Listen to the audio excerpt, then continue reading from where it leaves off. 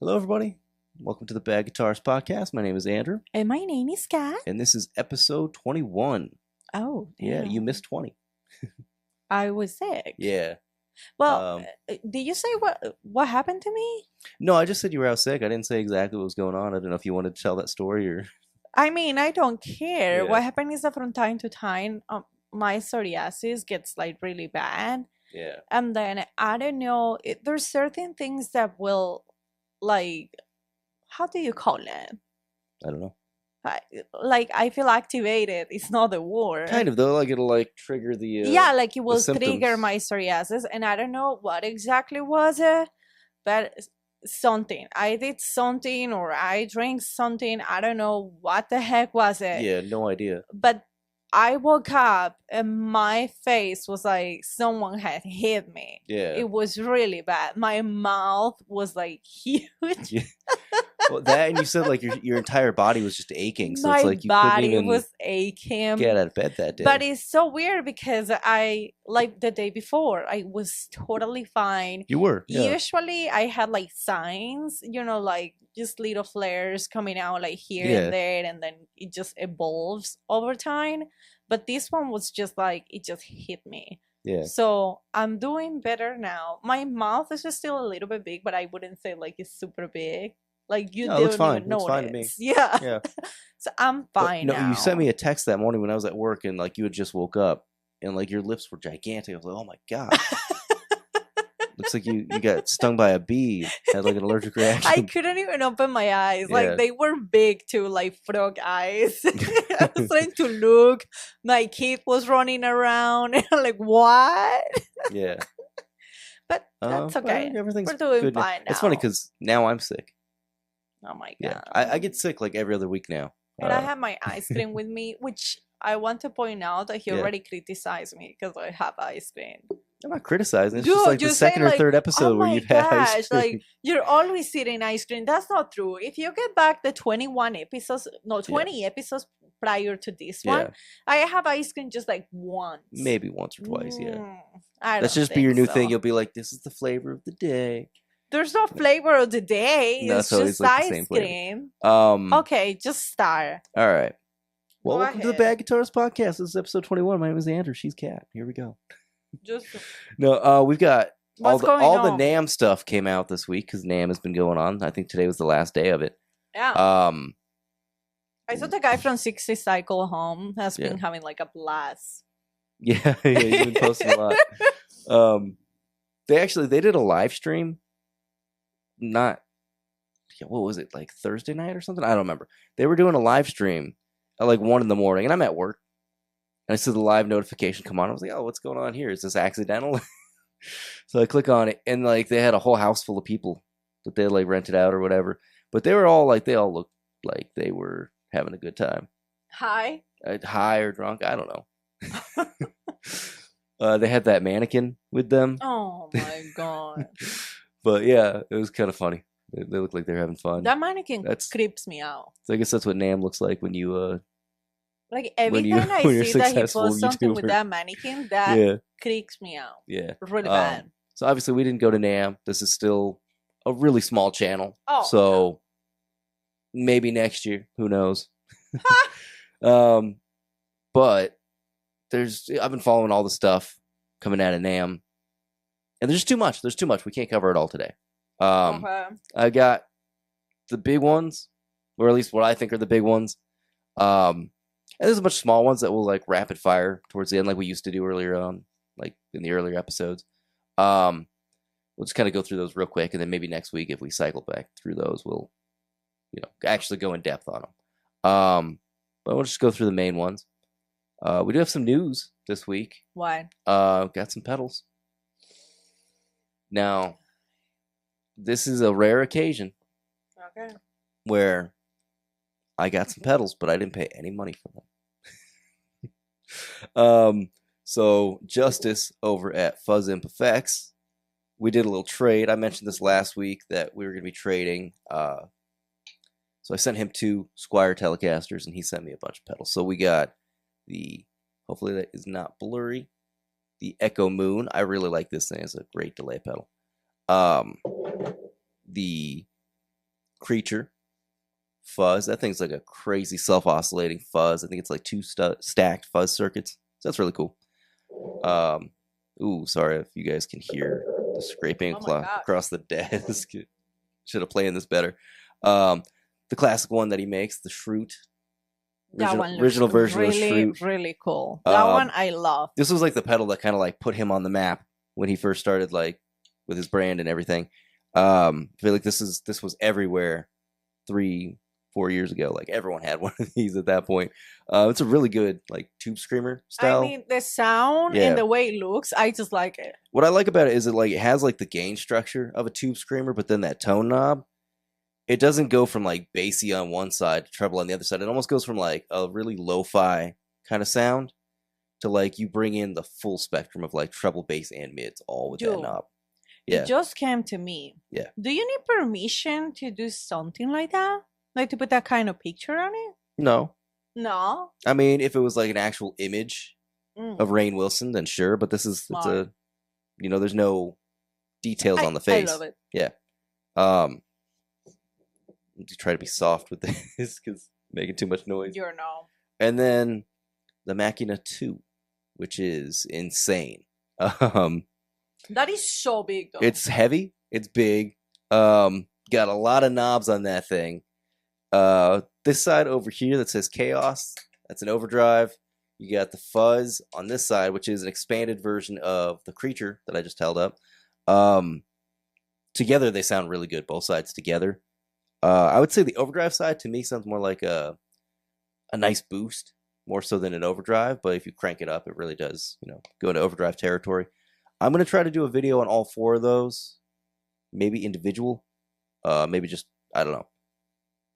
I could get more videos out of doing them individually, but I think I might just do one video. It's like 20 minutes long or something and go through each one. But yeah, good stuff. Thanks to Justice. Now, hold on. Yeah. Before you keep going. Yeah. I do want to call you out. Yes. Like, I want to call you out on it. The episode that I was here, prior to the one of episode me getting 19. sick. Yeah, 2 weeks back. You were saying, and I can get back and see the footage. Yeah. You were saying, oh yeah, I'm going to install some guitars and some music equipment because I have a lot of equipment. Whatever, blah, blah, blah.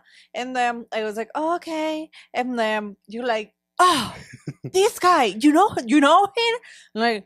I'm like, no. Yeah. Yeah, no, you know him. We've talked about him before on the show and about his pedals. I had short memory. Okay, whatever. We talk about a lot of pedals. He goes, so, okay, don't be upset. We've negotiated a trade. We negotiated a trade.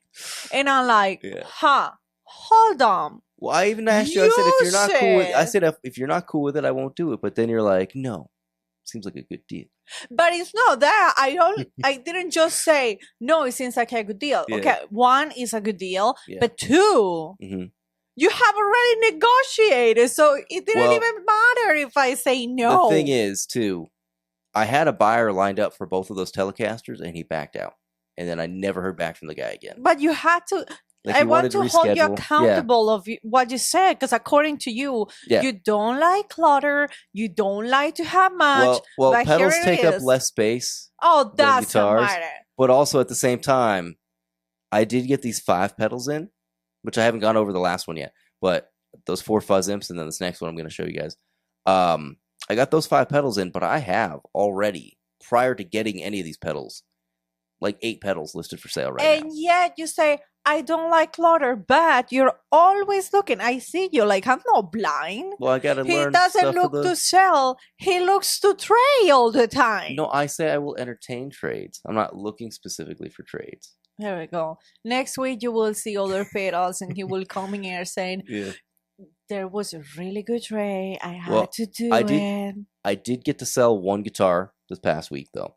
And I feel like that was really cool. Made you. No, you didn't make it. You didn't make it. Because you have already done that. Well, no, the thing is, too, like, they reached out. It was some lady looking for her kid. It was through Facebook Marketplace. I posted in our neighborhood group. And because I figured that might be a little bit easier than posting to, like, the whole city or whatever, like the main, ones that people would post to. So I posted one specifically for our neighborhood. And she was one of the people that initially reached out when I posted about this like 2 weeks ago. Okay. But then I didn't hear anything back. And then she reached back out and was like, oh, so my son's interested in a couple of the guitars. And, I told her like the Telecaster's already gone. But she was like, well, how about that SG? I said, yeah. So they came like right away to come check it out. No, but you had to be held accountable because I told you, I say, are you going to sell any of those to start paying for Sweetwater? And you're like, oh, yeah. No, I'm going to sell as much. I'm going to sell as much gear as I can to cover like the cost of the Telecaster. Of course. But if a trade. No, I'm not gonna do any more trades. It was just for those pedals. What's this, episode 21? 21. Yeah. You're thinking for reference later on. For reference. I'm gonna get back to this one. There was this teenage kid and his mom show up. He was saying he had a couple Squires, get another Epiphone. So he plugs it. I let him plug it into a little amp, and he's playing it for a couple minutes, and they ended up buying it or whatever. But we're talking for a few minutes, and Kat's asking, like, she was the one that asked him about what kind of guitars he has. In my posting, I did mention, like lessons. I'm open to teaching lessons for whatever instrument. So she was kind of maybe interested in getting him some lessons on some stuff. But then Kat asked him about what his guitars are. So I'm like, oh, well, you got any pedals? And he's like, oh, yeah, I've got like one distortion pedal. I was like, oh, well, let me throw in like a little, like mini delay pedal I've got laying around here. So gave him a little pedal, pack of strings. So I don't know, maybe they'll be repeat customers. Maybe they, anything to help a kid that's learning to play. Yeah, this kid was probably like 15, 16. I don't know. That was actually really good. Yeah. That was really nice. It felt really good because it did. Yeah, like afterwards, it felt really good. That like, and I feel like this guitar. I mean, it was easily like a $350. It was an Epiphone, but it was a special edition one. It was a factory special color that you don't see regularly. It said custom shop on the back of the headstock, which I don't think there is an actual Epiphone custom shop, but they do now that like tribute series or whatever, which is like higher end. And I know there are occasionally like American made Epiphones, but this wasn't anything like that high quality. This was about a $350 guitar, plus it had like a nice Seymour Duncan pickup. So I think it's probably better than anything he already had, most likely. But then the last thing is, for those that don't know, I win a lot of giveaways of music equipment. Because you're all the time looking for that. Me and my buddy on Instagram, Bobby Grout, we send each other like every giveaway we can find. And he has probably got to be the luckiest person I have ever known. He has won so many giveaways every year for the last, like, I don't know, like 2-3 years that I've known the guy. Dude, he wins like everything. If he's watching this, how do you do that? It's like every time he sends me something, your name is on it, like you won. I'll see one pop up. I will see one pop up, and I'm about to enter it and send it to him. And then, like 3 seconds before I can even send it to him, I get the notification that he sent it to me, and I'm like, oh man. But this one is from Monger Pedals. Hopefully that's in focus. It is the Snake Wine Fuzz. Now this is really cool because it is a 5-knob fuzz. You get volume, tone, fuzz, a gain. So there's this independent fuzz and gain controls. So which you wouldn't usually see too. But then the unique thing on this pedal is the blend. So you're blending in your clean with your dirty. And so you have clean gain, you've got the fuzz gain, and then the blend between the two. And that's just really cool to have like your fuzz sit like right below your clean or like right above it and have them mix in. Like that's really cool. So I just wanted to shout out to those pedals, Fuzz and Perfects, Monger Pedals. Thanks to everybody for those. That gives me plenty of stuff to make videos about for the next like month. Even though I'm already behind on the videos I've been planning on making, get to what I can when I can. Yeah. But let's talk about this new stuff that's out, because we're already like 12 minutes in and we haven't even covered any of this stuff. Jesus Christ. You want to jump into like the big ones? Yeah, like, go ahead. To me, this is like the biggest one. is the Fender Standard Telecaster, Stratocaster, Precision Bass, and Jazz Bass. So this is like the talk of the town right now, as far as guitar, news. Who lives on that town? Everybody. Okay. So the Fender Standard series used to be a Mexican-made series. I believe actually originally it might have been Korean. I don't know. I don't know where they initially started. When I first started playing guitar, this is like the early to mid 2000s. Let's say like 2004, 2005. I think it had already come out by then. The Standard series was a made in Mexico line. It was like the lowest line that you could get out of Mexico that had a Fender logo on the headstock. And they were good guitars. I mean, nothing wrong with them. They were just basic, standard. There was no frills. It was just basic stuff. And they made those up until, I don't know, like 6-7 years ago, I think. And discontinued that, and phased those out. That's when they brought in like the new lineups that they had where you saw like the Player One and stuff. There's some stuff in between. And then they even had a Chinese line of Fenders a couple years back. I believe those were called the Modern Player, I think. So that predates the Player series. And those they had like Starcaster, Stratocaster. They had a few other models. So those are Chinese-made Fenders. It said Fender on the headstock. So there was not a whole lot of there was mixed reviews on that. Same way that there's going to be on these. But the interesting thing is they're Indonesian-made Fenders. And they're $599 for all of the models in the series.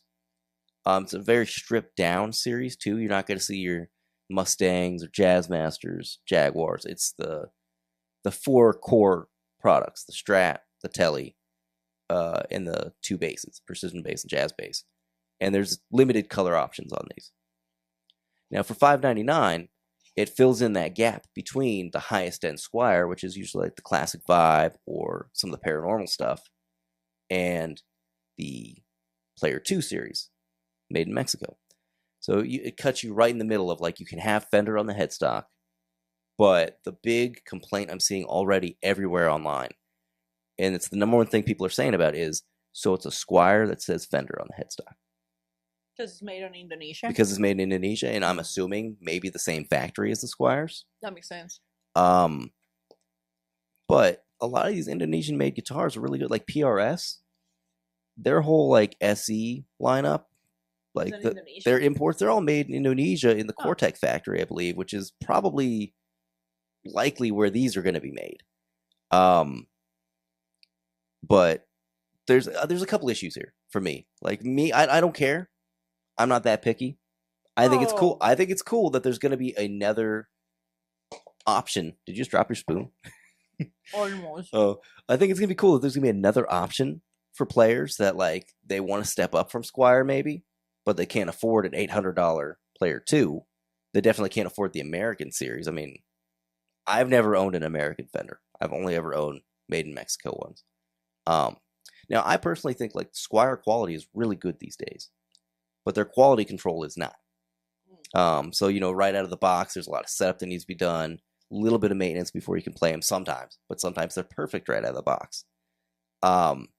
So what I'm wondering is if this new lineup, Fenders, they're going to be Fenders, will they improve the quality control? Will they have somebody more strict guidelines before they ship these out? So that's my first concern is what's the quality going to be like? Now for $600, it seems like the specs are very similar to Squiers. A lot of the parts might be Squiers. Are the pots going to be like the Alpha pots that they put on Squiers? Or are they going to be like the nice CTS ones they put on Fenders? There's that.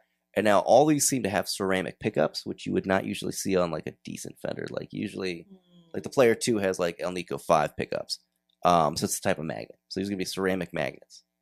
So usually that's something you would see in a lower end Squier.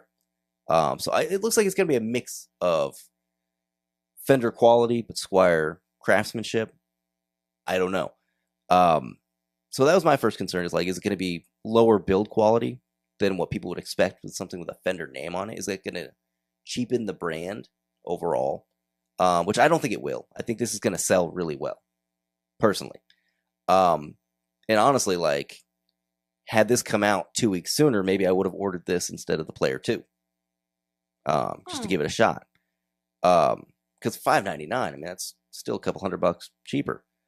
And they've got some decent looking colors. And we don't have to go into all the specs right now. It's pretty standard specs you would see on a, like a Telecaster, Stratocaster, stuff like that. But my other concern, and this is my biggest concern, which I don't know how to phrase it properly. I've been trying to articulate it to you.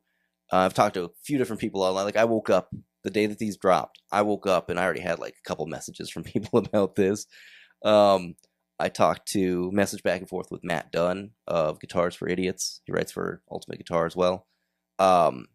We had like a good conversation for like an hour back and forth. Like, what does this mean? Like, what are these going to be? Are these just going to be Squire? I think Bobby Grout even reached out to me about it and was like, are these just Squires? So I talked to like 3 or 4 people about this, because we talked previously that I thought maybe with these incoming tariffs and stuff that Squire would maybe move to Mexico. But it seems like these tariffs are going to be pretty high for Mexico. So the Player Series and all that might go up in price. And then this is the solution, is that they're going to have an affordable range still for Fenders. So I think this is their solution. I don't know if this is necessarily something that they're advertising it. Like, oh, we needed something to fill that gap, which is probably, correct. Like, there needs to be a gap between Squire and Fender that's affordable. So I think it's the solution to the tariffs that are coming in pretty soon. But my main concern, now I'm finally getting to it, is if these have good quality control and they're built well and they're great instruments, why would somebody want to buy a Mexican-made Fender if these are better quality? So is Fender going to limit the quality? Like, they can only be so good so that people don't buy these instead? Like, they want to have a market for everything.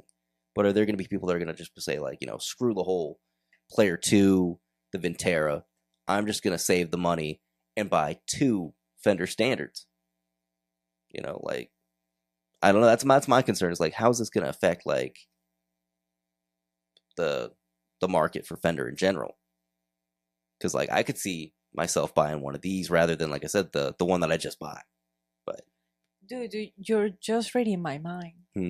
Because all I can think about is I'm just looking at them and I'm just thinking, is this just going to be $600 debt on our bank account in the next couple weeks? I mean, that's my hot take. You get the blonde Telecaster.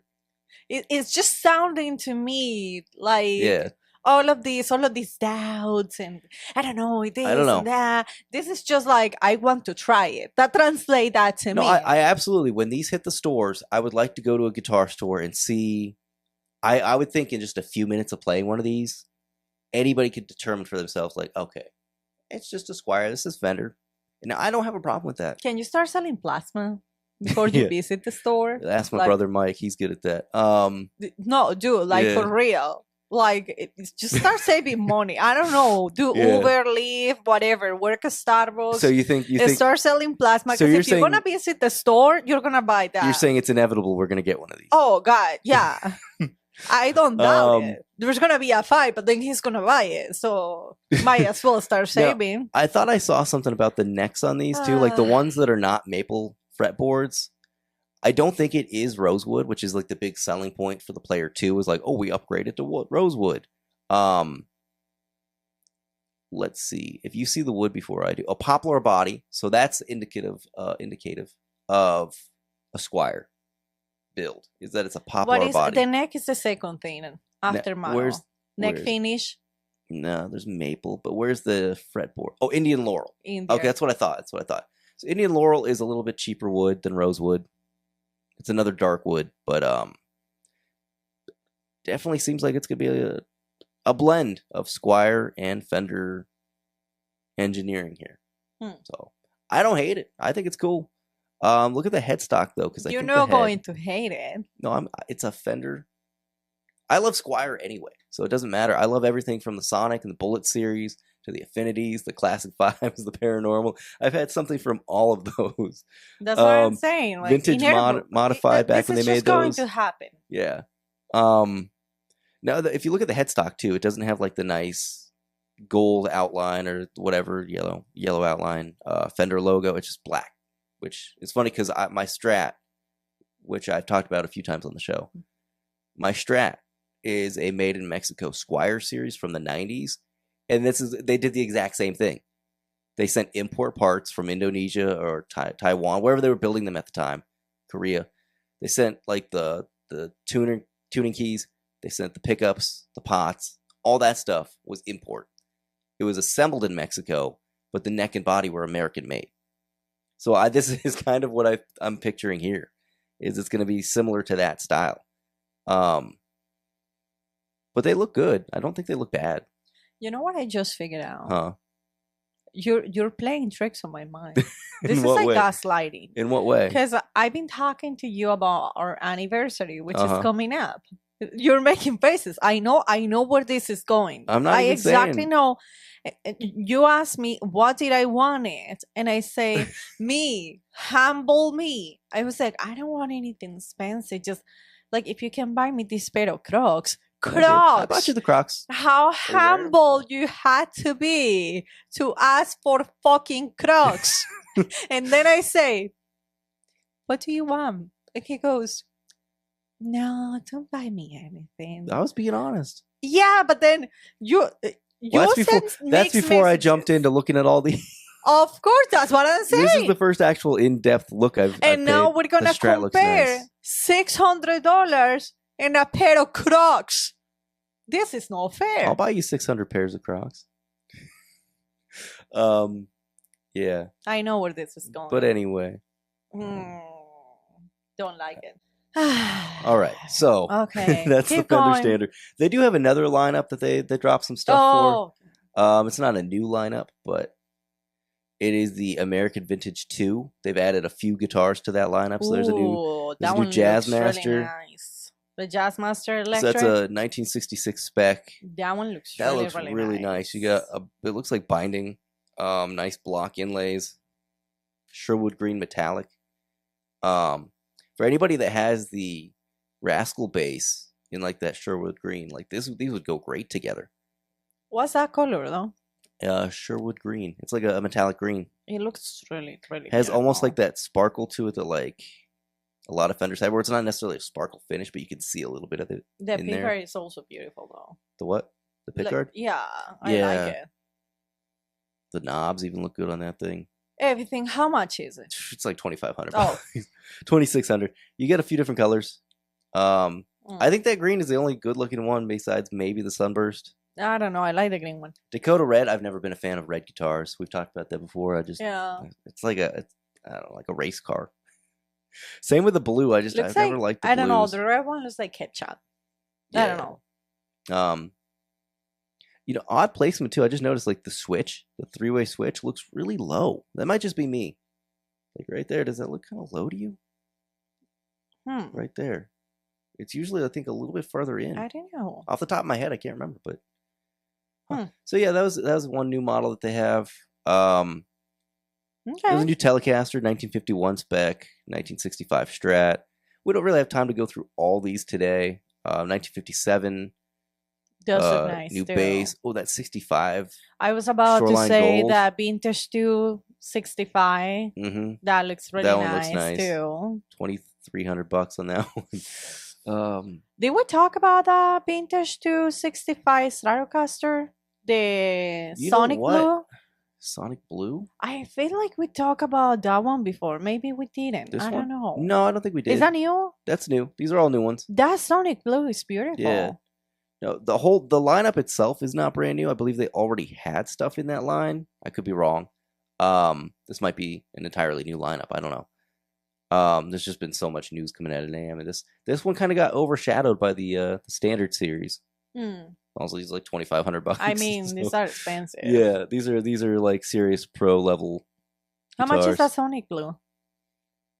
Not that I'm planning on buying it. And I just want to know how much it's the same as this one up here, the Shoreline Gold. Same guitar. Just I don't like that about Sweetwater's website. It's the one thing I don't like about their website because it's easier to navigate than most other retailers. That's why I always bring up their listings when we go through the stuff on the show because it's just easier to navigate. But they list every color like it's a different model. Instead of just having the model and then you click on it and go through the colors. Which I can see the pros and cons of them doing that, but oh well. Here's another big one. Marshall. They actually just got bought out. You told me that, yeah. By a Chinese investment firm. Now, isn't Marshall really worth that much? Dude, it was like a 1.1 billion. I think that might be in euros though. But 1.1 billion sale. That sounds like a lot. And they became majority ownerships of the company. Now they're not moving their main production plant out of the UK. They're keeping that alive. Now a lot of Marshalls that are like their lower end amps, they've always been like, I think, Vietnamese built. So these pedals I do not think are built in the UK. These are probably engineered there, but then built somewhere else. But okay, yeah, they've already had their vintage line of pedals, where they were like the reissue series of like the Shred Master. Wait, but you start talking about Marshall being bought, and then you're like, but these pedals are knowing what's the name of the pedal for the people who's listening to. Well, I haven't jumped into it yet. Oh. So for those, God, you're so long giving previews. It's like a whole story. So those that are already into like the Marshall pedals, like last year they reissued the Blues Breaker, the Governor, the Shred Master, and the Drive Master in these like the classic enclosures. And they're big, they're bulky, and kind of, in my opinion, kind of ugly. In my opinion, when I first started playing guitar, you could find these ones at the pawn shop for like $40 because no one wanted them at the time. Then John Mayer came along and the Blues Breaker blew up again. But their new lineup, kind of interesting choice for Marshall. They're amp in a box pedals, which every pedal builder has some kind of Marshall in a box or multiple. So it's weird that Marshall themselves are like, all right, let's jump on this market now. Okay. Because everyone else is already doing it. But maybe they feel like they can do it better because they are that company. I mean. So you get the JCM 800, the 1959 Super Lead. You get the JCM 900, the JVM, and the DSL. Now, the JVM and the DSL are a little bit weird to me because, like, the DSL, to me, always felt like it was like, okay, you can afford a Marshall, but, like, you can't afford the vintage Marshall kind of thing. Like, that was, like, the go-to for a lot of people that, like, they wanted a Marshall tube amp, but they couldn't afford, like, these other ones. Which now I think the pricing on these are probably all pretty similar. But, like, all these pedals are $149. That's not bad. They're all designed to look like a Marshall amp. I mean, they all look the same. We'll show them all up on the screen. But, yeah, I don't want to go super in-depth because it's just people know what a JCM 800 sounds like. They know what a Super Lead sounds like. If you're into that sound and you're looking for that sound, you probably already know what it sounds like. Yeah. And I honestly probably can't describe the difference between any of these, to be honest. But they're all 4 knobs, 1 foot switch. Not much to say there. Okay. Then they got some new amps. They all look the same. They all look the same. Yeah. They're just all going to be slightly different voiced to match the thing. So they got a couple new amps. Ooh, there's one that looks really nice. Which one? This one? The Acton 3 compact. That's a Bluetooth speaker. Bluetooth speaker. That's a new Bluetooth speaker. Oh, yeah. You told that story a while back. Oh, my gosh. It's a tate. The guy that sold us one of our cars at the dealership. Didn't he have one similar to that one? Yeah, his was like the regular version. Oh, like my the gosh. previous model. I always thought that was so cool. Yeah. So, yeah, they got a couple new Bluetooth speakers. But they're new amps. They've got a Studio 900 20-watt combo, $1,500. A Studio 900 head, $12.99. Like I said, we got some new Bluetooth stuff, new headphones. Ooh, but here you go. Nice too. So they have a JCM 800 modified and a 1959 modified. So they have the Super Lead and the 800. They're called modified because there are already other people out there that have been doing the mods, like Friedman amps. He's been doing the mods for years. So Marshall's finally like, oh, let's jump in on this and just do the mod ourselves and sell it brand new that way. So I guess there's less risk in having somebody else mod it for you. Maybe there's some cost to be saved there on the consumer's end. Pretty cool. I mean, it's just reissues of their classic amps.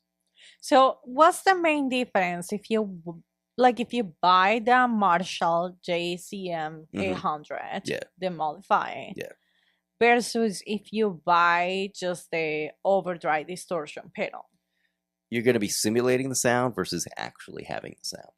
I guess that's the difference. But pedals is there really pedals these days are so close to the real thing. If one is 149 and this one is almost like $3,300, like $3,300, collectors. Like, I guess that's like a collector's market. I think you're not going to find a whole lot of like gigging musicians in 2025. They're going to take out their $3,300 Marshall head. I don't think so. Out on the road.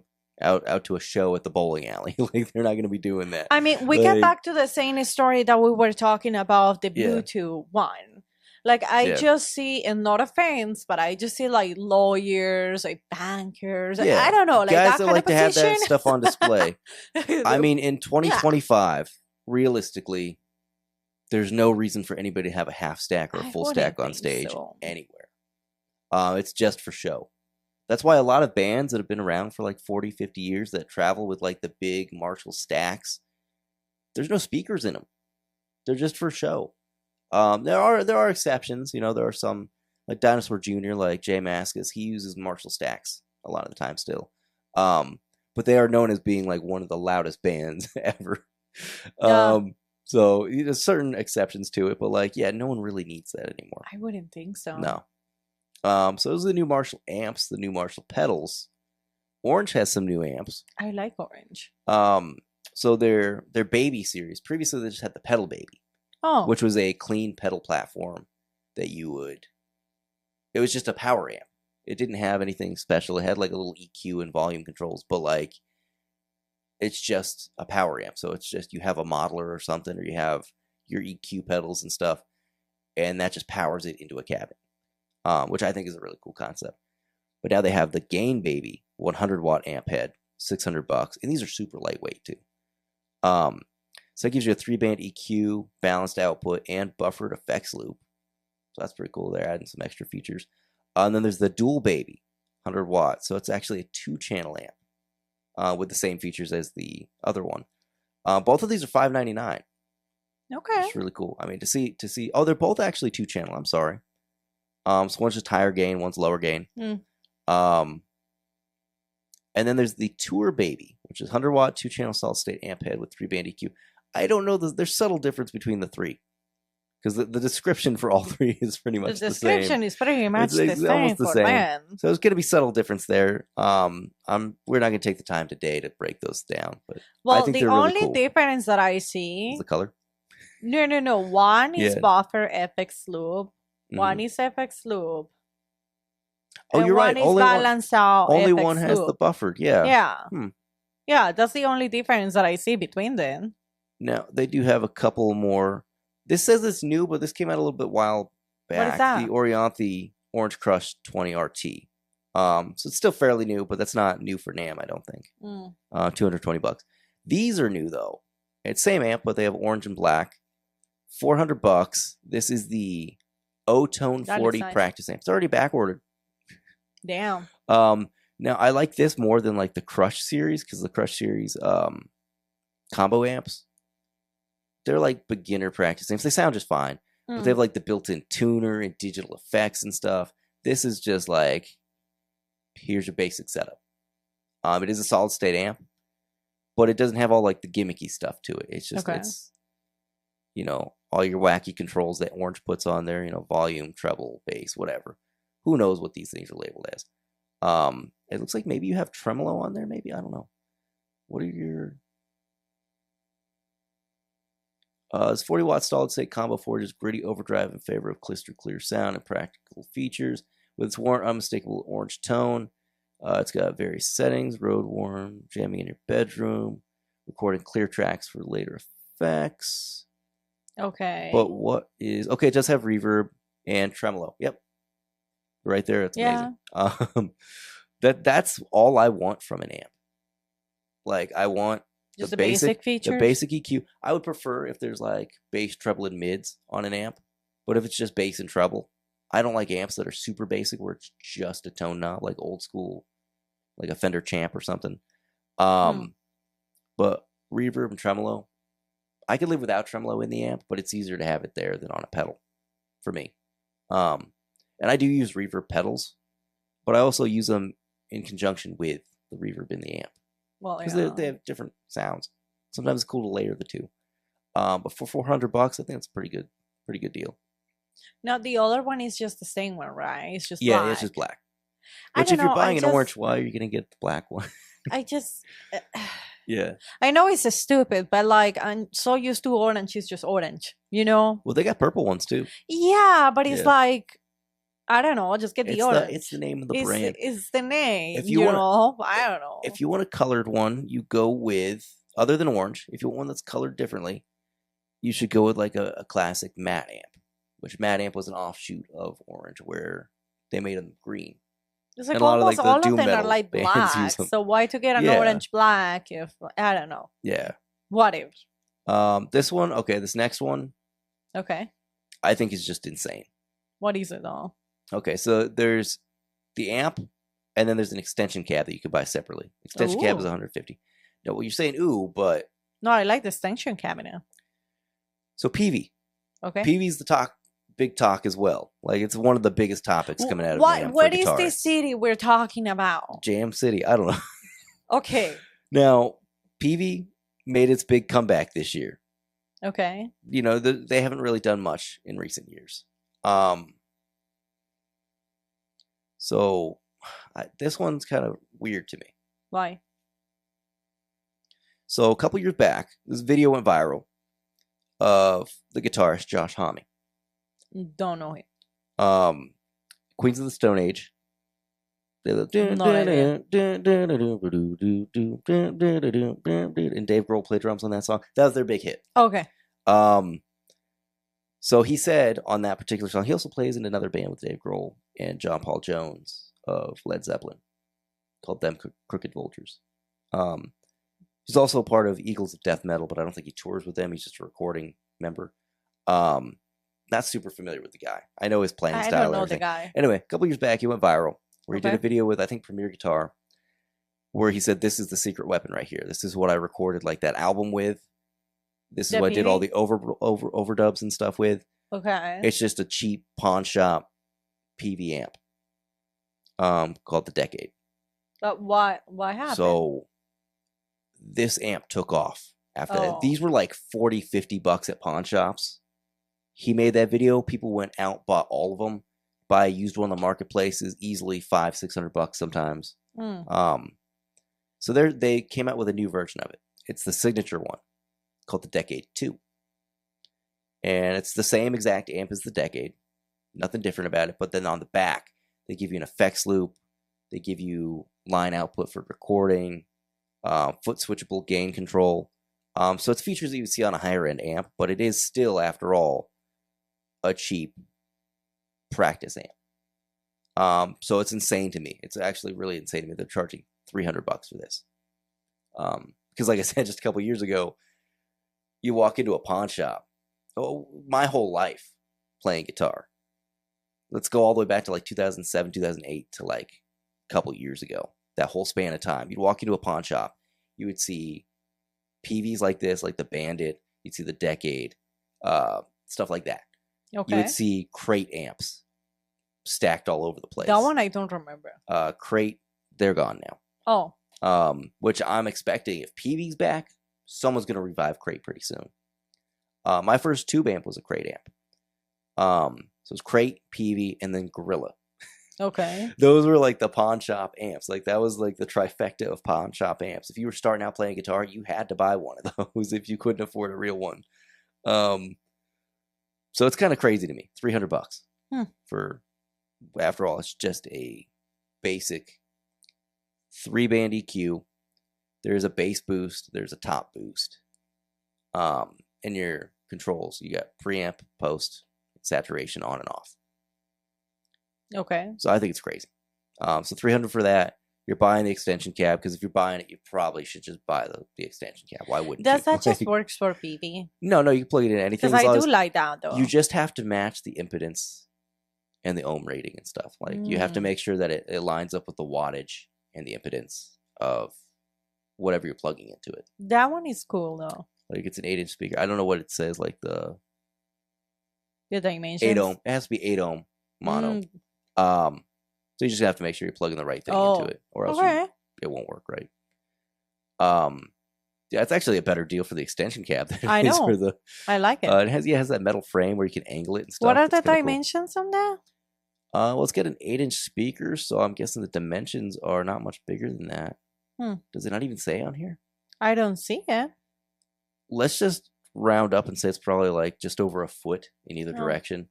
That's probably like 15 inches either way. Okay. But then Peavey also dropped a bunch of pedals. Do they have pedals? Like, did they have pedals before?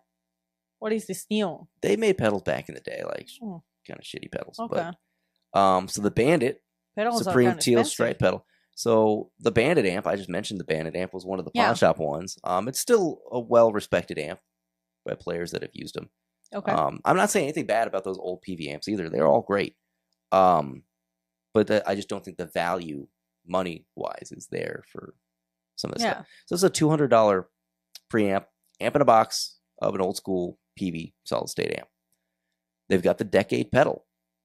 So if you can't afford the $300 combo, you can buy the $200 pedal, which is kind of strange. That's really close in price. You might as well just save up and get the amp. Now, there are already people that have been making the Decade pedal. Acorn Amps has one where it's actually got the amp built into it. Oh. So it's the pedal, but it's got the amp built in. You can run it either way. Okay. There's another pedal called the 10 Years. Because, it's not called Decade, it's called 10 Years. They've been doing it even longer, where they've been making the Peavey Decade in a box. Okay. The Rockmaster, it's another classic amp. The Session LTD 400, that one I'm not super familiar with. I think the Session LTD might have actually been a tube amp. I can't remember. And then one more, the VTM preamp. That one might even be an acoustic pedal. I don't know. What is that? It's got dip switches in it. There's a lot going on there. That one might actually be a tube. What's the description? Oh, their website sucks. Trans-tube recreation of the legendary Peavey VTM 6120 circuit. Okay, yeah.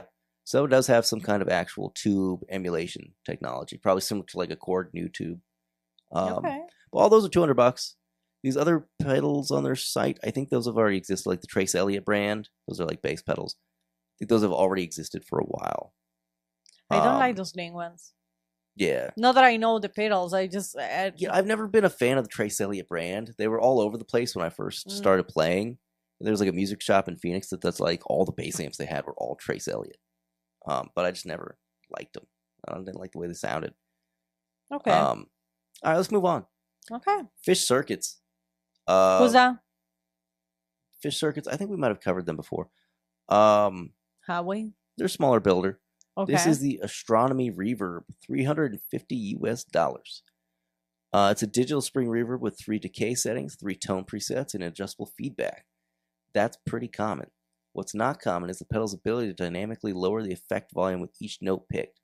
Imagine having a reverb that swells in automatically and lets your chords ring, playing a tight rhythmic riff, which is not muddied while being able to have a long reverb trail once you stop playing. That's cool. So it's like a dynamic you're like reverb. reading for yourself. I'm just saying, it's like, well, I'm reading the description. Yeah, but you're like, that's cool. No, it's like a dynamic reverb. So like the volume of your reverb swells in and out. Now, explain me. What's that on that pedal? I don't understand. So which thing in particular? Not the knobs. On the right side. On the right side? What is... I'm gonna Those are knobs. Big? Those are like big chunky knobs, yeah. Oh. They might just be like... I didn't even notice they were knobs. I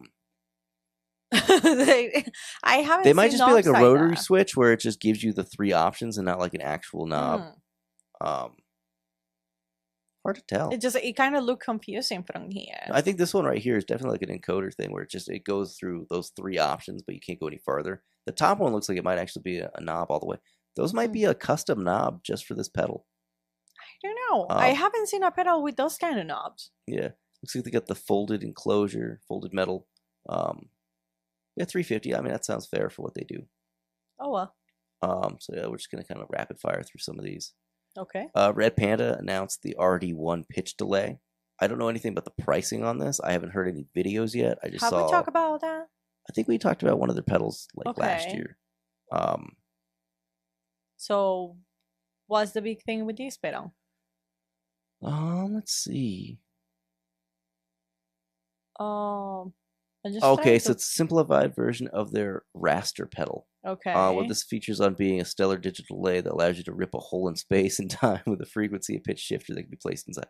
So their pedals are very complex for the Okay. most part. So this is them just kind of dumbing it down a little bit for people probably like myself, me? like me and you that don't know how to use complicated pedals.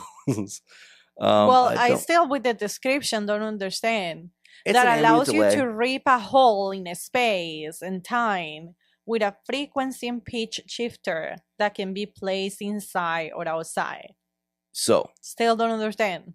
So it's a delay pedal, like an ambient delay. Okay.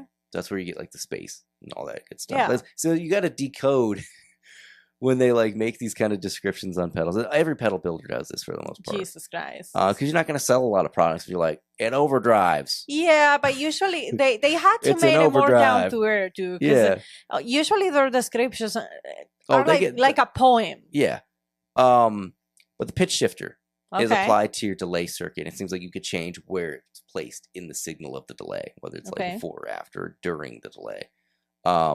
So it's just where like the delayed signal changes in pitch. It can go up an octave, down octaves, whatever. So just something to make it really ambient. Mm. Yeah. Okay. What else do you have? Oh, here you could see. I was talking about this earlier outside of the show. I accidentally set my Google. Oh to my the wrong gosh, I language. see it. And I think it's in Mandarin. How did you do that? I don't know, because there was an ad that popped up, and then for some reason it said like, "Do you want to translate to this or something?" And I didn't, or it said language is available, and I didn't mean to click it, and I did, and the next thing I knew, it changed my default language. So I still need to fix that. But hold on, give me 1 second here. All right. Wait, Yeah. but okay, I think it's worth to mention. Yeah. What were you doing? Like the two-step verification. Because this guy did have a lot of followers. Oh. Like I think it's worth to mention, why did your Google change to so the reason that my whole whatever Google language thing changed? changed is because I was going into.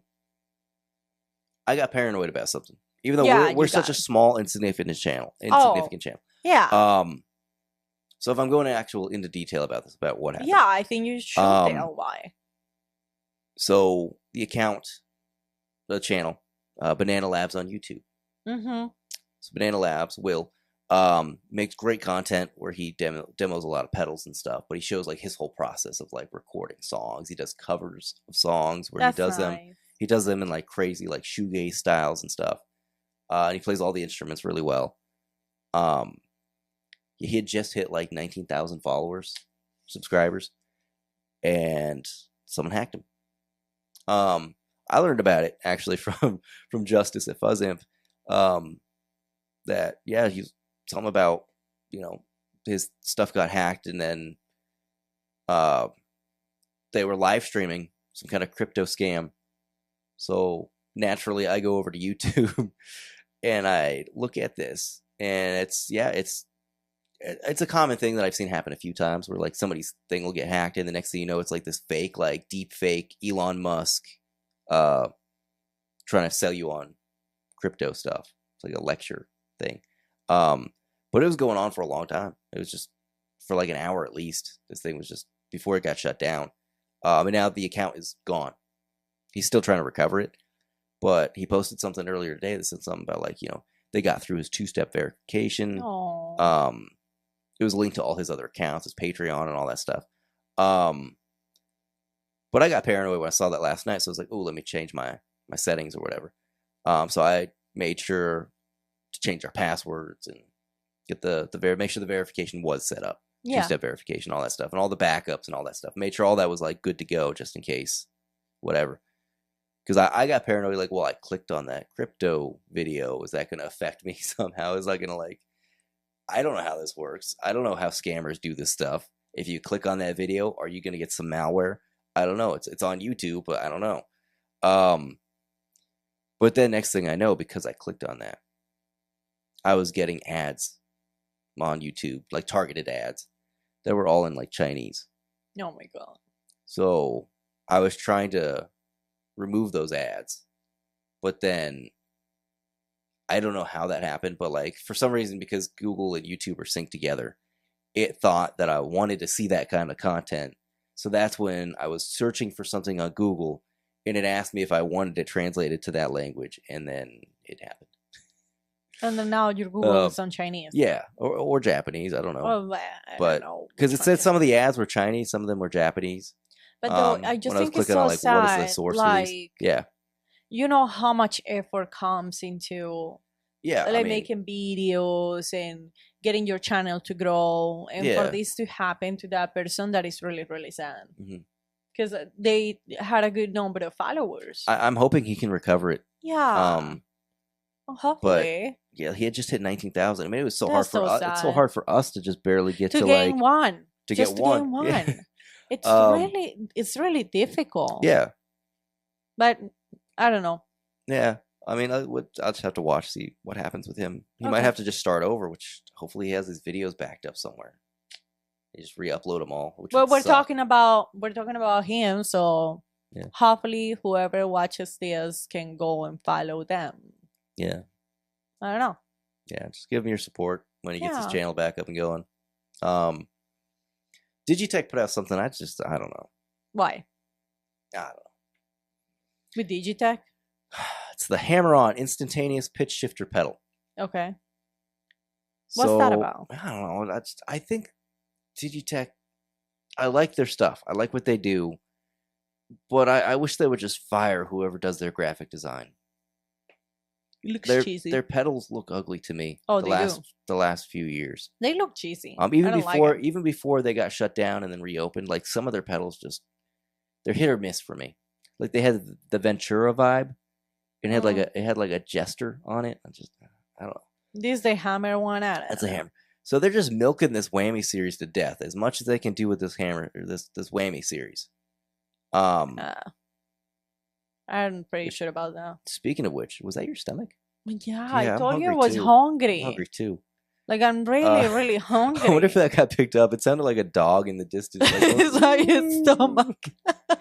I finished the ice cream. And I'm still so fucking hungry right now. We ate early. We had a big soup, but we ate early.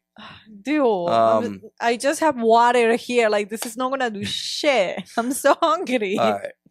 Okay, so keep talking about the design. So the whammy series, they've got the drop tune. They've got God, there's just so many in the series. I don't even know anymore. The classic whammy. They got the drop tune. There's another one the freak out or something. I don't know. There's just a bunch of stuff in this series. So this one is a momentary pitch shifter pedal with 27 pitches, 3 modes, dry blend, trills, and classic and chords mode, true bypass. I'm sure this thing does fantastic stuff, but it's like they just keep repackaging the features of their other pedals into new packages. $279. Here's the modes. Hammer on. Hammer on second foot switch matches the operation of the first one, allowing you to perform a secondary momentary pitch modulation. Okay, so you have 2 presets for each foot switch. So one takes you one place, one takes you another place as far as like which pitch you're going to. The drop tune, is that what I was talking about? I don't know. The drop tune?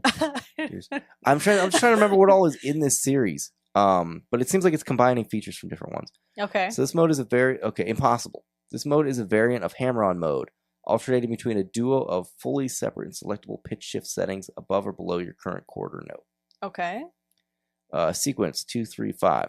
Sweetwater's more adventurous guitarists find hammer-on sequence mode to be arguably the most inspiring feature. It offers latching instant pitch shift that runs through a set of user-definable pitches above or below. So that's like a synthesizer type thing where it like runs a full sequence, almost like an arpeggiator. Okay. I think this thing does really cool stuff. I mean, it seems like it's an all-around, not just pitch shifter, but it's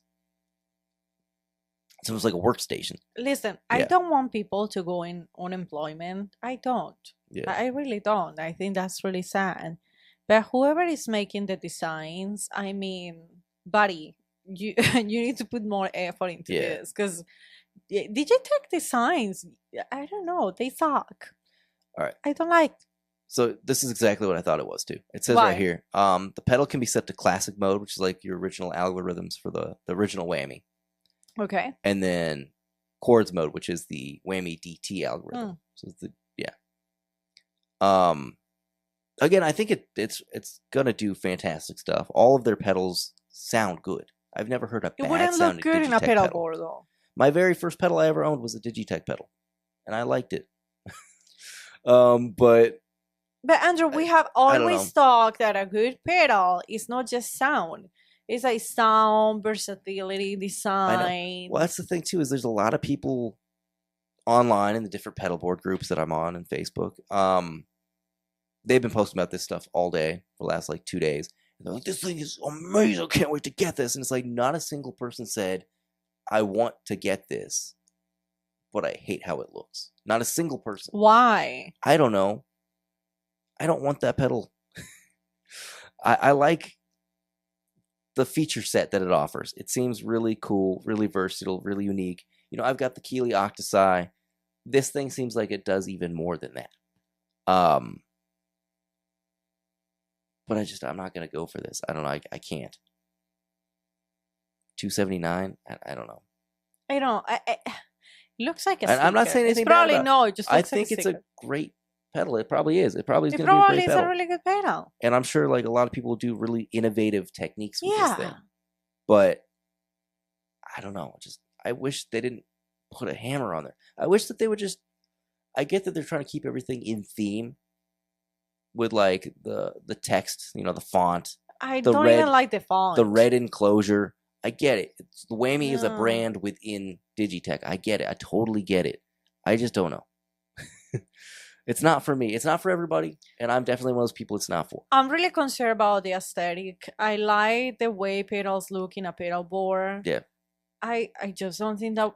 I cannot think of a pedal board where that pedal will look good. Yeah. And we almost never say anything bad about a product on this show. And it's not because we want to just kiss ass to these brands and hopefully they'll one day sponsor us. But it's not like we just let's kiss their ass one day they'll sponsor us. It's we genuinely think most of the stuff we see is cool.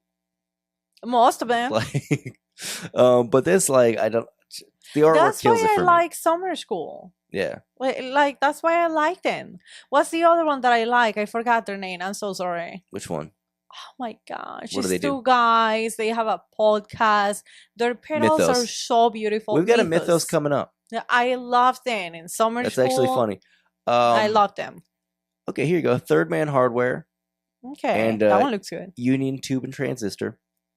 They're back at it together doing the 10-year anniversary Bumble Buzz pedal. Now, the original Bumble Buzz was the first Jack White collaborative pedal. Didn't we talk about that before? I don't know. We talked about one of his more recent ones. Yeah. But this was where it all started. This is where Jack White got involved in the pedal business. Okay. He reached out to Union Tube Transistor. He really liked a pedal that they made. And it was a cool fuzz pedal. But he reached out to them and he was like, hey, can we do a signature pedal? And they asked him what controls he wanted. This is a video from Jack saying this is I'm paraphrasing what he said. Okay. But he said no, just no knobs. So I just want an on and off switch and it gives me that sound. So I can't believe it's already been 10 years. So it's the anniversary. I don't know if this is a Reverb exclusive. I'm just seeing it on Reverb right now. $375. So okay. Almost $400 for a fuzz with no controls. They might be just internal. That's one thing. Mm-hmm. It's I believe it's an octave fuzz. Okay. Let's click on the listing and actually see what we got. Okay, it's used in his signature sound on 16 Saltines, and he uses it on the vocals of I'm Shaking off of his 2012 album Blunderbuss. That's what I need. 16 saltines. 16 my stomach is doing really bad. It comes with a custom wood box. You get guitar picks and a custom bandana. Oh, well. Cool. Not much to say on that. It looks cool. I mean, it's another Jack turns White. on, off. It's a it fuzz. looks nice. Yeah. I'm all fuzzed out right now with these fuzz imps and the snake wine fuzz from Monger. I'm good. You're good until the next episode. Yeah. Always. Corey Wong. That looks really nice. Corey Wong has teamed up with Ernie Ball for a signature guitar. Now, he's been known for his Strat sounds. He's a Stratocaster guy. What is the picker in the middle? The picker. It's the Stingray shape. Oh. So Ernie Ball, see, you weren't here last week. I was not here. I don't know. So Ernie Ball, the Stingray, that's always been their pickguard. I had a neighbor. Which one has always been their picker? The Stingray brand, like the Stingray models from Ernie Ball. Okay. Music Man. I had a neighbor, like the basses usually have this. I had a neighbor that had an Ernie Ball bass. I keep saying Ernie Ball, but it's Music Man is the brand underneath Ernie Ball. So I'm just rambling. I had a neighbor, Ivan. We knew him as Ivan, but he went by Yvonne. Dennis Ivan. His mom called him Yvonne, but Dennis Ivan. We all called him Ivan. I don't know. Oh, God. Anyway. It's like... his Ernie Ball Stingray bass. It's like with my mom at the beginning when we start dating, my mom will always ask me, how is Andres doing? And I would be like, who? Andres? And like, who? See, I'm used to that. I'm used to that because I worked in kitchens for a very long time. I was a regular line cook before I had been a chef for several years. So when I was just starting out as a line cook, like that's how they would refer to me. But dude, if the mom called him Ivan, why everyone else called him differently? I don't know. Anyway. Whatever. So he lived on the street behind me. Okay. My friend Jaron was good friends with him. So we go over there every once in a while. He had a Music Man Stingray bass, and he had removed the pickguard and replaced it with a vinyl record that he had cut to that shape. Yeah. That's cool. But anyway, so Corey Wong, like I said, he's always been known for the Strat. In the release video for this, he said he's been after for years, like, the right humbucker guitar for him. His Strats, he has 3 single coils on his Strat. So he teamed up with Ernie Ball, and this is what they worked out. It looks beautiful. It does. I think we got a few different colors here. So that one's called Ping. I don't like how much it is, but it looks beautiful. $3,300. So that one's called Ping Green. Ooh, we got Fire Mist Silver. That's really cool. Oh my gosh, that is so What beautiful. kind of wood is that neck? Because there's 2 models. It looks like a completely different cut of wood. Different color wood. What is this one? Wait, because charcoal blue. Wait. Yeah. That one charcoal blue with rosewood? Yeah. And get back to the other color? Yeah, does that one say the wood type? Maple fingerboard. Maple. Oh, that's like a baked maple or a roasted maple. That's really that's dark. Different, though. That's a dark, like roasted maple. Wait, so let's go back to that first one. Okay. Okay. So Pine Green has maple. Okay. That's maple too? Dude. Okay. That doesn't look like maple. All right, so that one's $3,300 for the Ping Green with the baked maple. Well, that one is too. They might all be. Yeah. Okay, so charcoal blue has rosewood, and I'm guessing this last one probably also has rosewood. Cashmere. Yeah. Oh, that looks really cool too, though. Cashmere with rosewood. All right, that one's cheaper. Okay, so rosewood is much cheaper than that maple. Why did they decide to make 2 different, like the same guitar with 2 different kinds of wood? Oh, they usually do.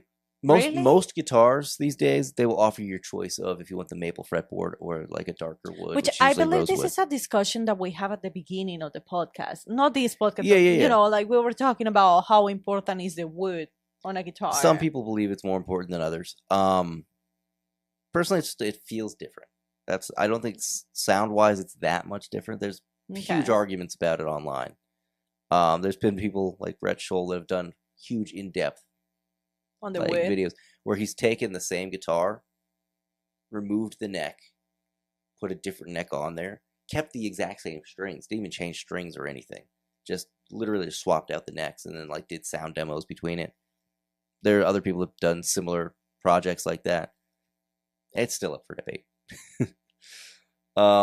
But yeah, that's a cool guitar. I don't know. No, like I don't mind either kind of wood. Like my Strat has a maple fretboard. My Telecaster does not. It's rosewood.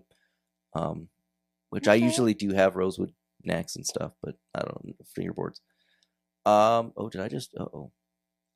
Here's a shiny pedal. Couple shiny pedals today, actually.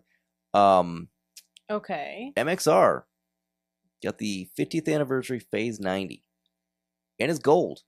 That looks really nice. That looks like a collector's piece. Is it because it's a 50th anniversary? Yeah, it's just gold? Usually it's orange. Oh. Usually it's just an orange pedal. Now, you can buy a used Phase 90 for like $50 at a pawn shop. Oh. Or at a music store, really. Then why would you buy the 50th anniversary one for $200? You want that nice gold. But this is not the only gold pedal that's a special edition anniversary that we're doing today. And I think they're both 50th anniversary pedals. Do you want to just do both of them back to back? Sure. Okay. So most guitarists probably know what a Phase 90 sounds like. I'm not going to even go into detail about it. It's just the enclosure is gold. Okay. Electro-harmonics. Oh. It is the 50th anniversary small stone phaser. Now, these are the two major competing one-knob phasers that have been around for literally the last 50 years. Jesus Christ. The difference here is that you don't just get a rate knob on the small stone versus the Phase 90. You get a color switch. What does the color switch do? It doesn't do a huge amount. I think it changes the I've never had a small stone. I've played the bad stone, but I've never played a small stone. Just want to know I think it might just be like a depth. I think it might just be a depth switch. I'm trying to see on the description. I don't think it'll actually tell you because it's on their website. They're like, you know what this is. I don't. We're electro-harmonics. You know what the hell this is. But yeah, so they've got the text, like the font is similar to like their classic design. This doesn't look anything like it's looked in a long time. When I first started playing guitar, they still made it in the big box. But it was newer graphics on there. I used to have the small clone chorus in the big box like this, and it was one knob and a switch. I modded, that was one of the first mods I did, actually. Not the first mod I did, but one of the first mods, because I think I talked about the first mod I ever did on here before. This was probably like when I felt more confident in doing something. I removed the color switch. Well, it's not a color switch on the small clone, sorry. It's a depth switch. Okay. Which I don't know if that's what the color is on this. Like I don't like phasers. I'm just gonna say that right now. If I haven't said it before, I do not like phasers. Okay. Oh my gosh. So I removed. Oh, is that your stomach again, or is that mine? Stomach. We're gonna eat as soon as we're done. As soon as we're done, we're gonna eat. That's my. So I swear it's not a fart. It's my stomach. I'm like dying right now. Dude, I am too. So anyway, the depth knob, I removed the switch and added a potentiometer for the depth, and that made the pedal so much better. Anyway, they limited this to 600 pedals. I was gonna say that. Does the other one has limits? Yeah. Let me see if I can because you didn't mention that. I don't know if they did. I don't know. I didn't see anything about if they have a limit. I don't see a limit on that. I think they're just probably gonna bust them out for a certain period of time, and however many they sell during that time, that's it. Well, the Electro-Harmonics has just 600. The Electro-Harmonics, they only made 600. Now, they did this last year with the Big Muff. They made a golden Big Muff. You probably talked to me about that. It was either a year or two ago. I don't remember. Yeah. And that, I don't remember the pricing on that. I think that might have been around 300. Might have been 500. That sold out like immediately. Damn. But this small stone, I checked this out earlier. I clicked on this link. They still have it in stock. Oh. They have not sold 600 of these yet. And it came out on the 21st. Why there is a limit of one per client? Because because flippers. they are going to resell. Yep. Yep. These are going to sell for $1,000. So I don't know. I don't like phasers. I like the sound of them on people's music. But when I'm using it, I can't dial in a sound I like. Oh, well. Dunlop. Since we were talking about MXR, Dunlop's the same brand, same parent company. Kirk Hammett has a new wah pedal in yellow sparkle. He's had signature wahs for a long time, so I think this might just be another color. $250. But that's not all. Mick Ronson. Who's Mick Ronson? Famous guitar, not to be confused with Mark Ronson, but Mick Ronson. I was already thinking on that one. Who's Mick Ronson? It's funny because when I first saw it, I was like, Mark Ronson. I was like, I could see him having a signature wah pedal, to be honest, but yeah. but no, he's played with like David Bowie and all sorts of people over the years. Big studio musician. So he's got his own wah pedal. $250, and it's blue. Here, this might be controversial. Yeah. But don't all wah pedals are the same? They hit different frequencies. But there's all do wah, wah, wah. There can be different controls to hit different frequencies and do slightly different things, but for the most part, like, they all achieve the same kind of function. Every time I hear a wah pedal, they all sound the same to me. They all do. Wah pedals are another thing that, like, I try to like, but, like, I like envelope filters more. Because, look, with any other pedals, you have knobs and switches and shit. Some wahs, you do have wahs and switches, though. But, like, I don't know. To me, they are not as versatile as other. I prefer like an envelope filter that has an expression control input because you're getting the same functionality of a wah, but you have, like you said, like you have all these controls for it. I don't know. Now, here is I always butcher the name of this band. Sepultura. It's funny because also growing up, I had another neighbor that they had a big decal for this band across the back window of their vehicle. But yeah. Who's Sepulturas? They're a Brazilian. I want to say Brazilian. I'm sorry if I said this wrong. I think they're a Brazilian metal band. Okay. They've been around for 40th anniversary. This is their 40th anniversary and farewell tour. Oh man. Okay. No. The drummer Eloy Casagrande. He plays. We've talked shit up. No, we've talked about him before because we live in a city called Casagrande. And it's next to a city called Eloy. Look, that's not too far from where we live. But I thought you were like fucking with me when you were saying that. There is a drummer that is his name, is Eloy Casagrande. Okay. So we've talked about this before. I just don't know if you remember. But no, I remember that you were talking to me about that, but I thought you were like messing with me. No, he's not like the original drummer for that band. He's a younger guy, I believe. Okay. But this has knobs on it. Well, I see it on the side. And then you have a little switch. I don't like these little switches that they put on the Dunlop wahs on the side there. It's like a boost selector. It doesn't seem... I don't know. My guess is that it's probably a modified version of the Dimebag Darrell. Like, look at that Crybaby, the slash one. Yeah, slash one. It has a knob on the side. Yeah. But here's my thing. Yeah. We're talking about knobs in the side. Yeah. That's not really comfortable to bend down to move. You have to have it spaced far enough away from your other pedals that you can actually like use. Put it at the end of the pedal board, maybe. Well, if it's your first pedal, then that knob's not going to be in the way. If it's like your very first pedal.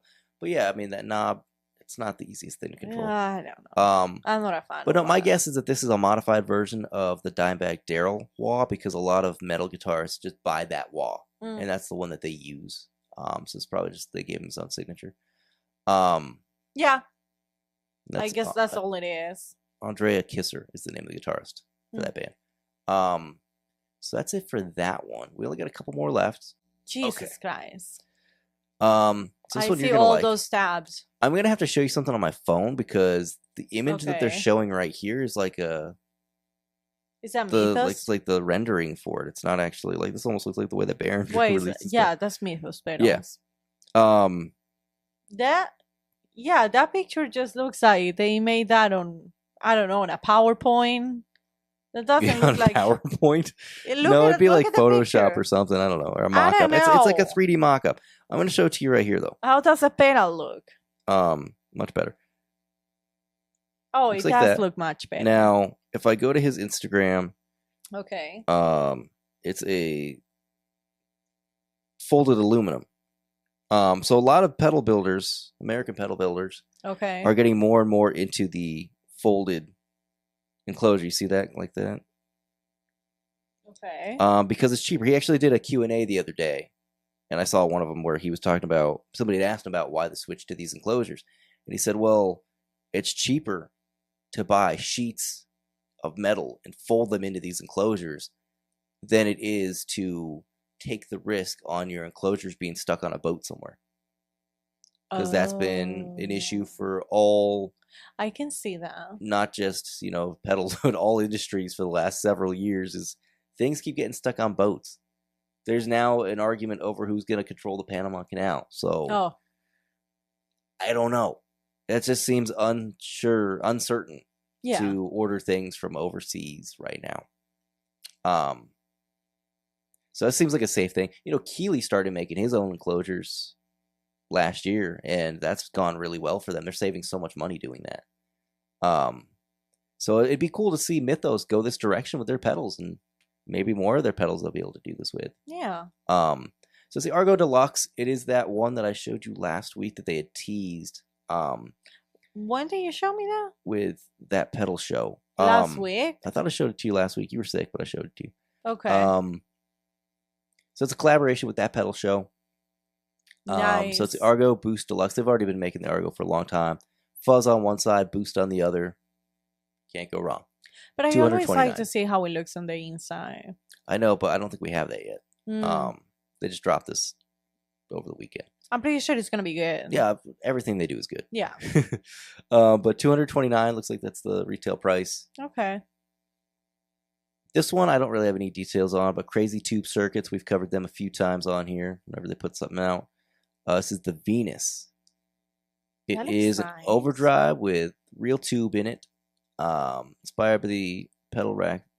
The Butler tube driver. So it's a clone of the Butler tube driver, but much more expanded. You get a 3-band EQ, a bias control. Okay. So they announced that at NAMM or for NAMM. I don't know the pricing on it yet. We'll probably. I like the knobs. Yeah. They look really nice. We'll probably cover this one later on next week or the week after. Do you realize? Yeah. That I have come to appreciate the knob. Do you realize that? Sometimes the knob can make or break a pedal, though. I mean, for a player, I don't know why, but I have come to appreciate the way the knobs look. Yeah, that's why a lot of people will actually just change the knobs on a pedal when they get it. Like How stupid is that? They want what they want. I don't know. Dark Glass has put out. I don't even know how to pronounce this. The Camos. Do I know them?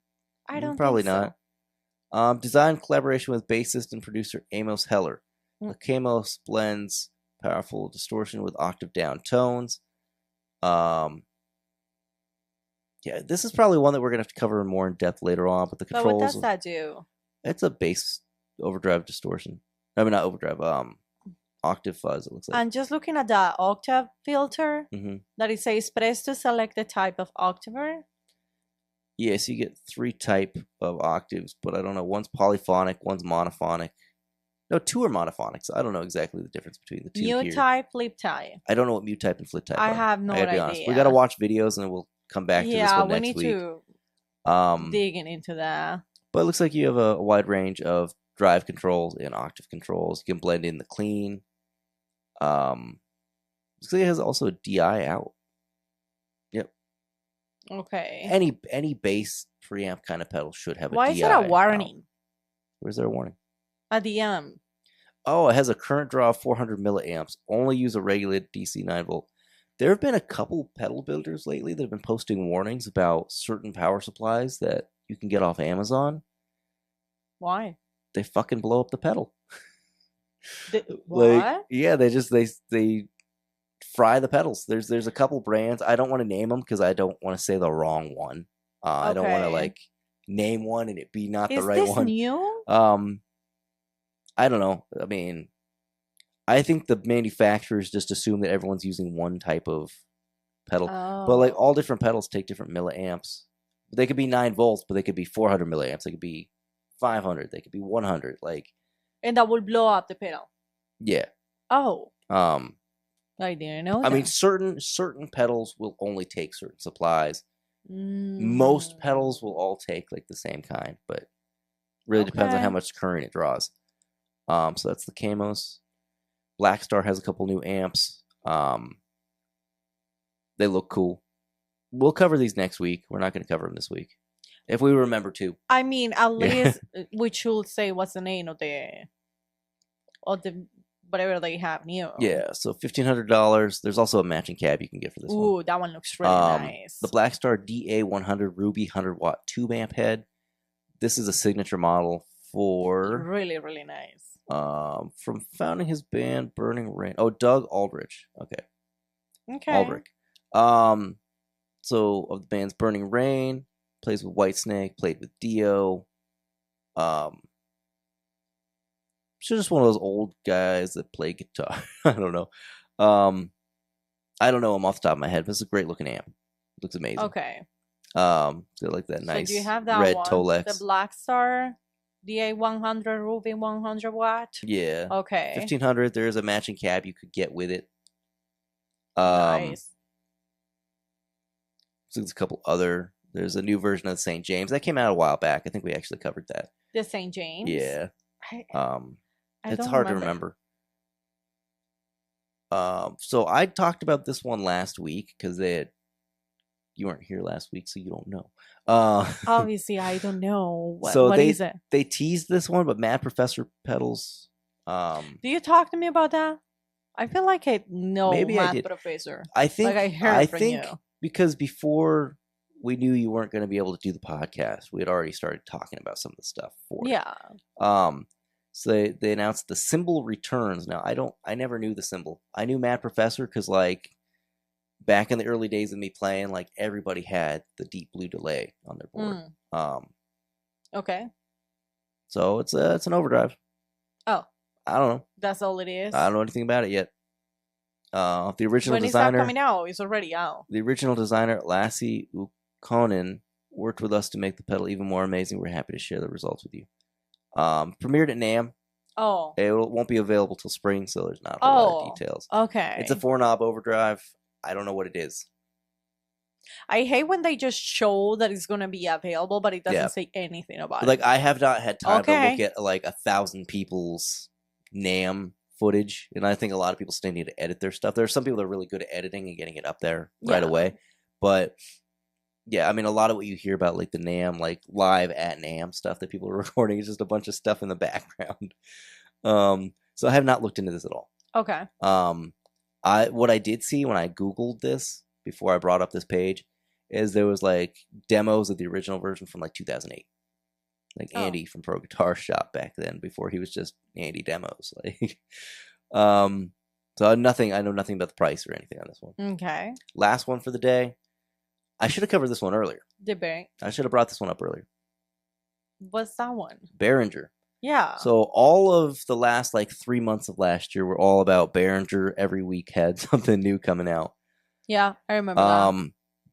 So Behringer and Music Tribe, their whole parent company, were at NAMM, and they debuted like a bunch of new synths. They're doing a clone of the Roland Jupiter synthesizer. There was like 3 or 4 other synths. Their Lindrum clone, they announced that a few weeks back. They brought that along with them. They're just really stepping it up with like they're doing the clone thing still, but they're doing it really well.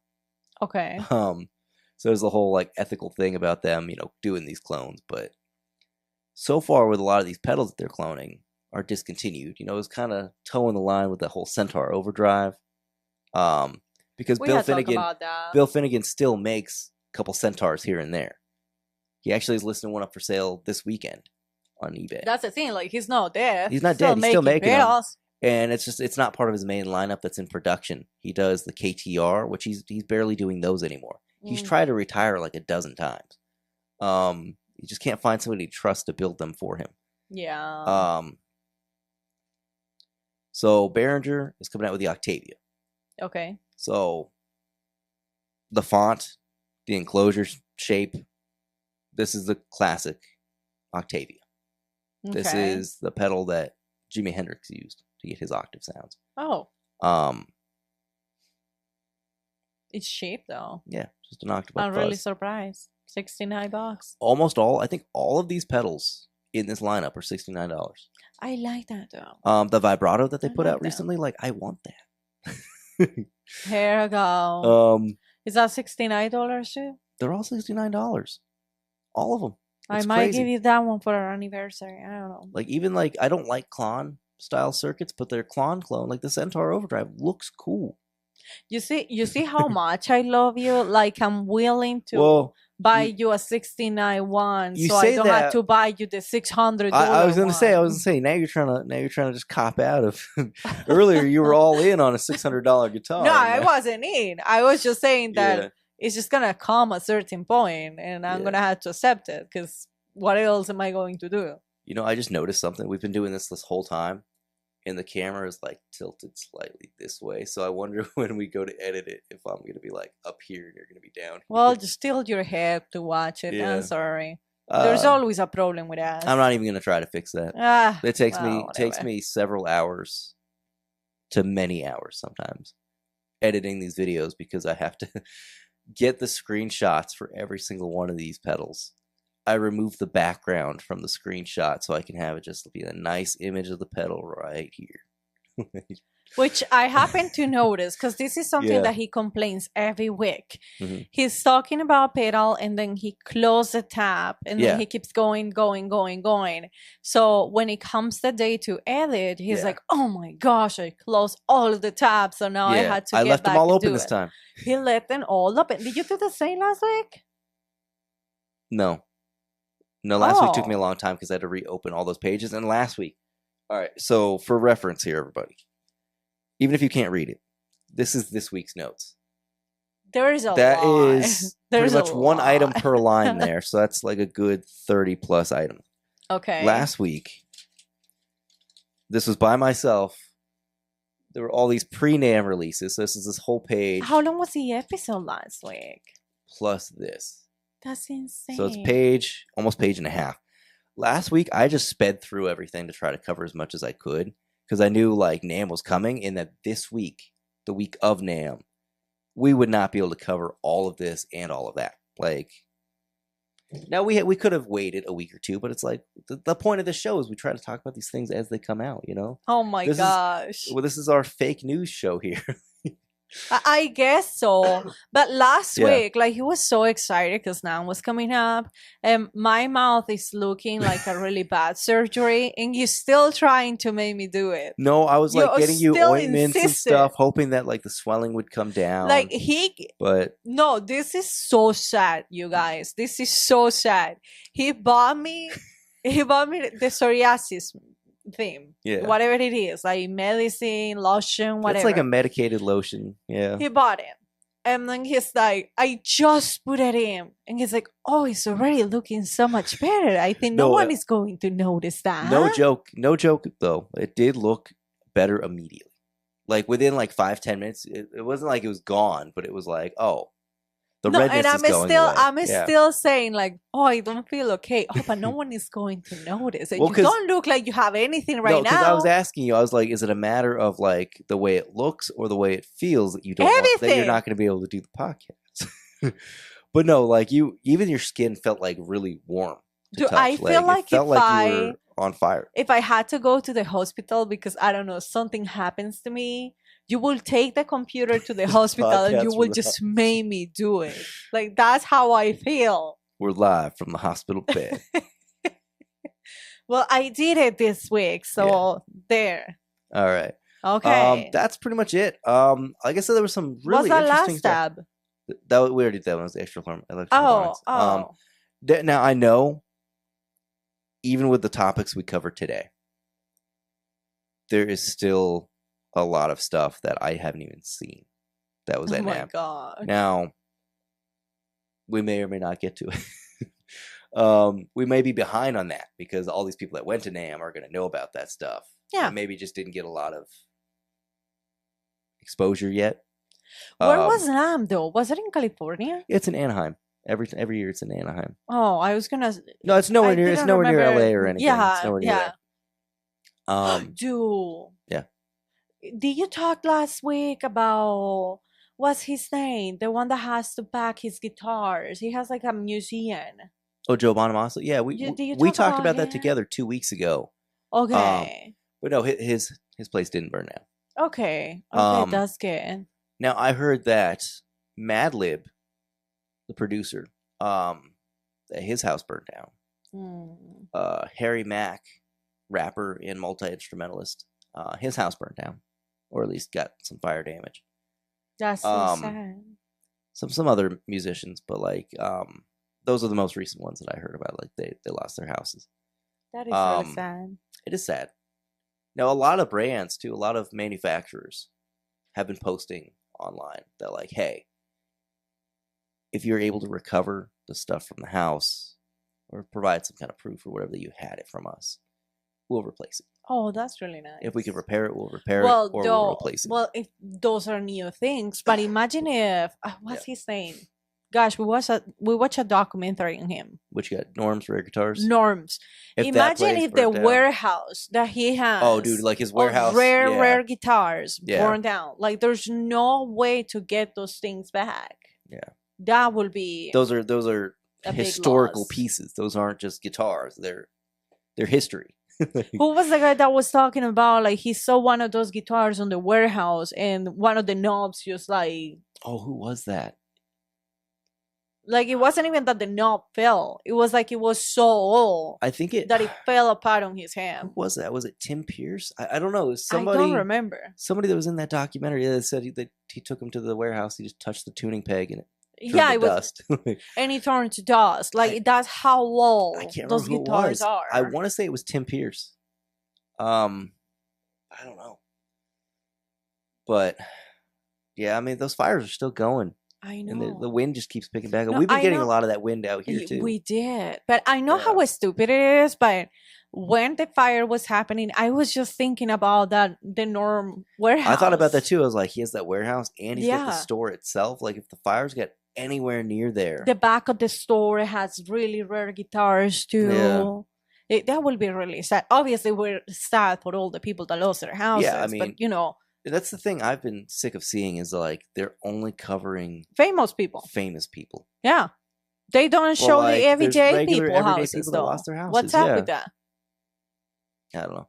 I guess it's because it's the only they're not going to be like, oh, here's the Sanders family, their house burnt down. Like they're not going to just cover that. Like I guess it's more sensational for television if they say that Paris Hilton's house burned down. Yeah. You know? Well, Billy Crystal's house of 46 years burnt down. Like.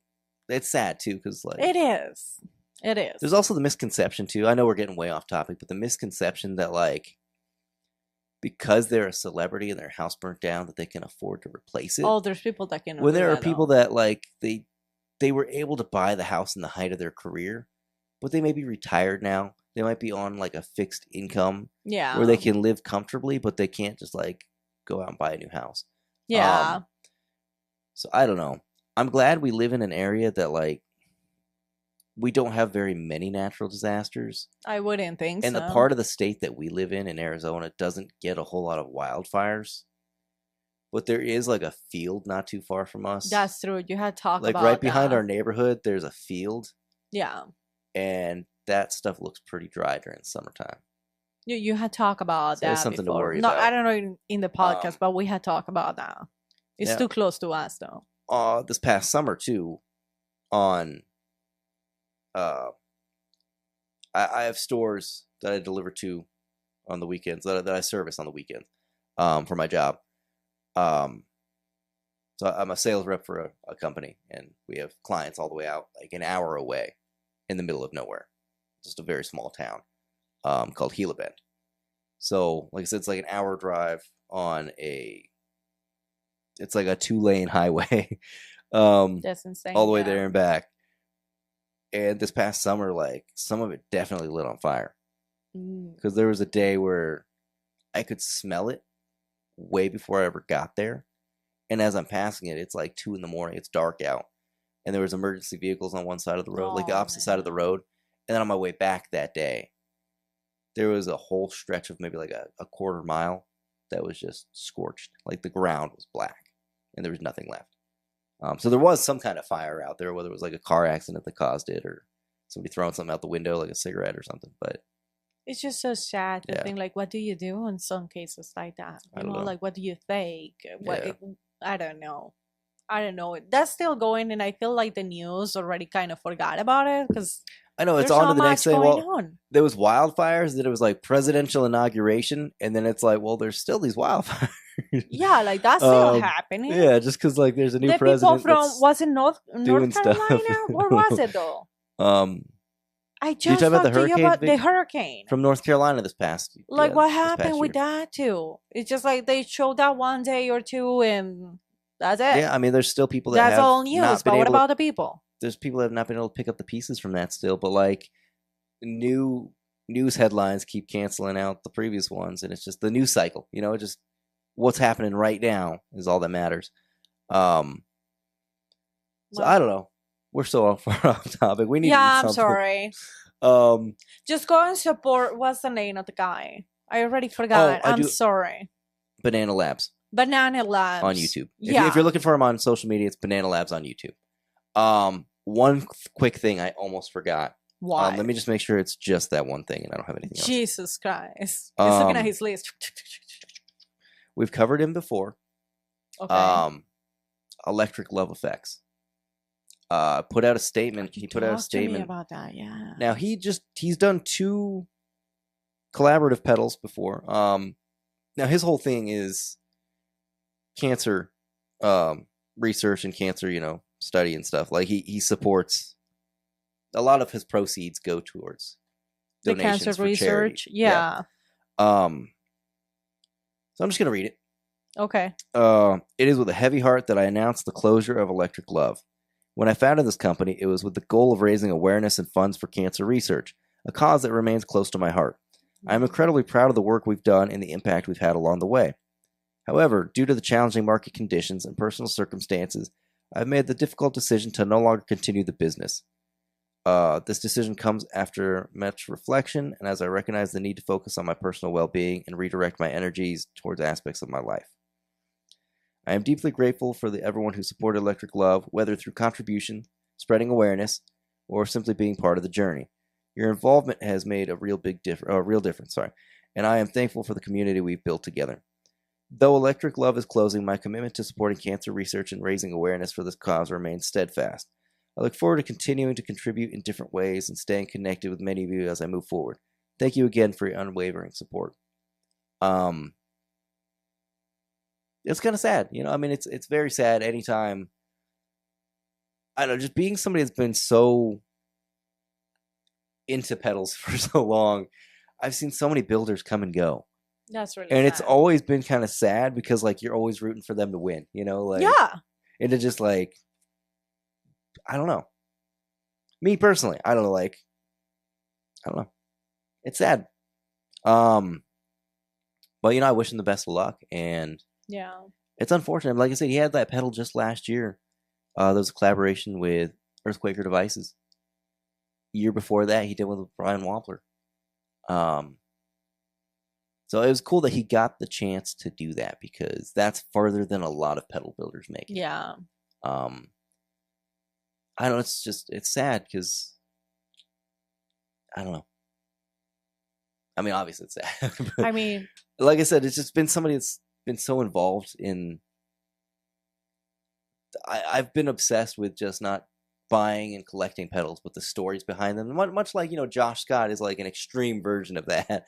It's just always been something I've been passionate about since I started playing guitar, really. So I've seen companies come and go over the years, and sometimes they bounce back and they pop back up a year or two later. Sometimes they don't. And so someone else like buy them. Somebody else buys the rights to their stuff and revamps it. We've seen that. Sometimes it doesn't feel right because it's not the same people. But sometimes it just doesn't even work. Yeah, sometimes it just doesn't work and it fails again. Like Devi Ever has come and gone many times and has been back going strong. You had talked to me about that. For a couple years, not a couple years, like maybe 6-7 months now. Yeah. But brands like Big Ear Pedals though. Big Ear Pedals is back. AWOL Pedals. Yeah. I covered AWOL Pedals I think last week. That he's back. We got like the up and coming guys that you want to see succeed. We got Mauger Pedals. We've got You know, Justice at Fuzz Amp. I've been following his journey from the beginning because I found him on social media when he was doing this thing where he's collecting a bunch of fuzz pedals. This is really cool. I think it's worth it for people to see it close. Too close. There you go. I think it's got to focus. There it goes. I think you might have got it. Well, it might have stayed a bit blurry. I don't know. But it's really cool though. But no, I've been following his journey building pedals ever since he was just a collector that was doing like fuzz shootout videos, and I was like, I love fuzz. That is really cool. So I've been following his thing, and then once he actually started building and just seeing how he's grown and now he has a full product lineup. So you know, we're always rooting for small builders to get bigger. Yeah. You know. Anyway, I think we need to wrap it up, get some food, and go to bed. So thanks for checking us out. You know, the usual stuff. Please subscribe. It helps us out. We just hit 200 subscribers, which doesn't sound like much, but for us, it's huge. Yeah. We have one video, my Telecaster video. I think it's about to hit 2,000 views tomorrow, which is probably our biggest video yet. And just thank you for watching. You know, thanks for watching. If you don't want to subscribe because it's a lot, and you already subscribed to 500 things on your YouTube channel, like whatever, you know, just watch us. Give us the thumbs up at least. You know, the views really matter to us. Or thumbs down if you didn't like it. The subscriptions do matter to us too, but like, you know, we don't expect everyone on their first time coming here to subscribe. But we've got like the regular followers that the viewers that, you know, we connect with. We try to respond back to every comment. It's 90% of what we get is great feedback, like positive feedback. It's all good feedback, that a lot. Positive feedback. But thank you though. Yeah. So we'll catch you next week. Bye. Bye.